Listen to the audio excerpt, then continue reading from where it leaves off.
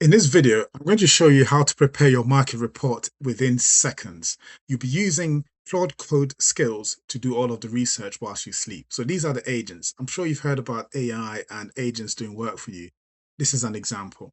Now, typically, if you want to do research on a postcode and the postcode that you're interested in, you would have to go to all of the individual websites yourself. So as an example, you've got the likes of HM Land Registry. This is where you find who owns what properties or when things were sold. Then you have to go to Rightmove, you do a search, you look at the house prices in an area, you do a search there, you get prices from there, similar to what you get from land registry. Then you can use a tool like PropertyData, where a lot of this data is all together and you can run reports on there. And you have to subscribe to that as well. Now, the way to do that now is you'd have this singular tool that will go through and do all of the research for you and do all of the summarization and interpretation of the information that you're likely to get. Now, let's look at this report that I prepared earlier for E1. E1 is a postcode in the eastern part of London. If we start from the top, so the date was generated as 21st March. I did one much sooner, much more recent than that as well. We've got data points, is what 1,500 data points, 919 sold, and the source was property data. Why am I using property data? Property data essentially aggregates a lot of this information, and all I have to do is pull the different types of information that I'm interested in. So types of information will be things like the asking price, so the average asking price, the gross yield. So if we look over here, you've got the average asking price in E1 is 609,000. And the range is 385k to 1.15 million. Then the gross yield is 5.2%. But in terms of the last 12 months, it's been a drop in the price. And that's been the story in many postcodes in London. So these are things that you want to be looking at. And then the final one on the top row is the kind of demand. You can have either seller's demand or buyer's demand. So right now it's a buyer's market. What that means is that if you go there and you've got the money, you can pretty much haggle and get the price lower because you are the guy with the money if you're buying. If you're selling, unfortunately, it's a bit you're in a weaker position. But this is London. You still struggle to get significant discounts. So, what is the market verdict based on the information that the skill has pulled from the available data? It's saying that E1 is firmly in buyer's market territory right now with 25 months of inventory. So you want to be thinking about this as well if you're developing an E1. Okay, how long would I have to wait if I've got a property on the market and I want it to sell? It's saying 25 months worth of inventory, and properties are sticking for 700 days on the market. That's a very long time if you are developing and you want to flip or you want to get things sold really quickly. And then in terms of the demographics, you've got on here, people are highly educated, a population 50% a degree educated, and a peak age 25 to 29, who predominantly rent.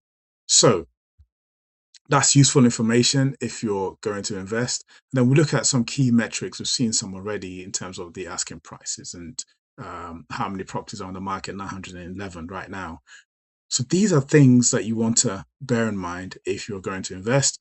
You want to look at the area profile as well, the level of education and the kind of demographics you expect there, how many cars per household, and how many people work from home for 49.9%. So if you're thinking about that, roughly half the people that are likely to rent from you if you've got a property to rent would want to work from home. So what kind of amenities or what kind of features would your property have to provide in order to rent really quickly? But you also might want to see what the history has been like. So to 2025, there's an increase in price, annual price growth of 2.5%, and then the year after, 4.4% drop. So these are the fluctuations. Then you've got comparables. Now, how do you run this report? This report, I've told you, is essentially a single file called a skills.md file. And in that skills file, I've included instructions that will go off and pull this information for me.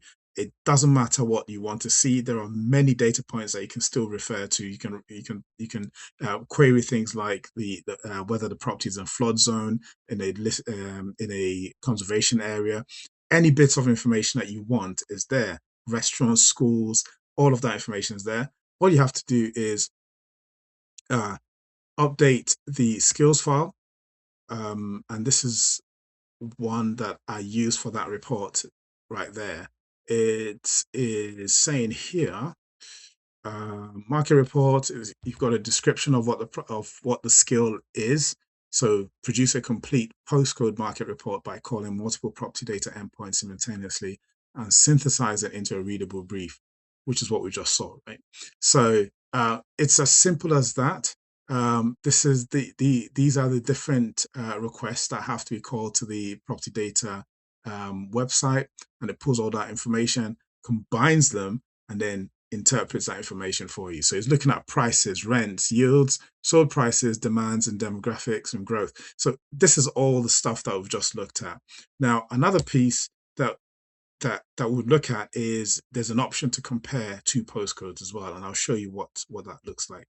So if I go into to show you how this works, I'm in VS Code, and I've got Claude installed on the machine in both in multiple areas. So all I have to do is open up this terminal and type Claude, and then it pops up. Now it will pop up for you to run this report. All you have to do is I think I showed it on that document, but it's a slash market. So slash market report, and then you just give it a postcode. So for that one, we just looked at as slash market report E1, which is the postcode. Press enter, and then it goes off. How does it know what it can run? It's basically, it looks in this folder in .claude skills, and then on the market report, it's got a skill.md file, and that skill.md file is what we just looked at. And if that exists and the system has been refreshed, it will be able to, you'd see it under the list of slash commands. Okay, so let's have a quick look at a comparison report, which you might find useful as well. So here I'm comparing E1 with SW6. So this initial section we've seen already with the summary and the demographics. So if we go down to SW6, you can see that asking prices quite high, nearly $1 million. That's the average. Wow. Gross yield is 3.6%.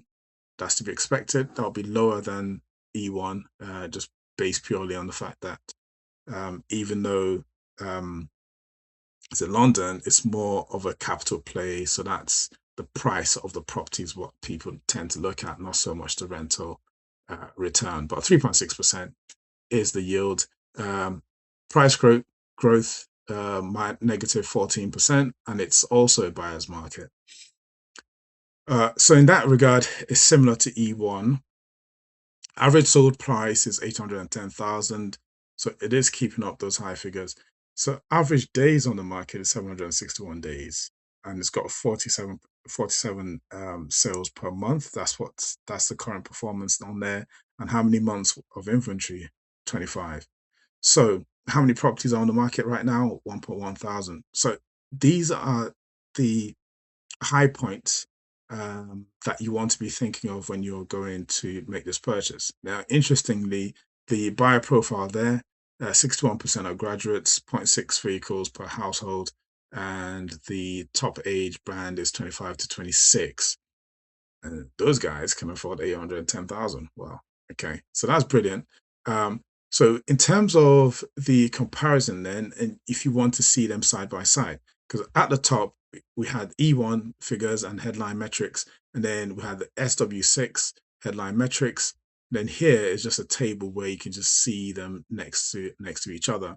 So you've got the prices there, and the different yields, the growth year on year, and what kind of market it is, and how many months you have to wait. So months of inventory, 25.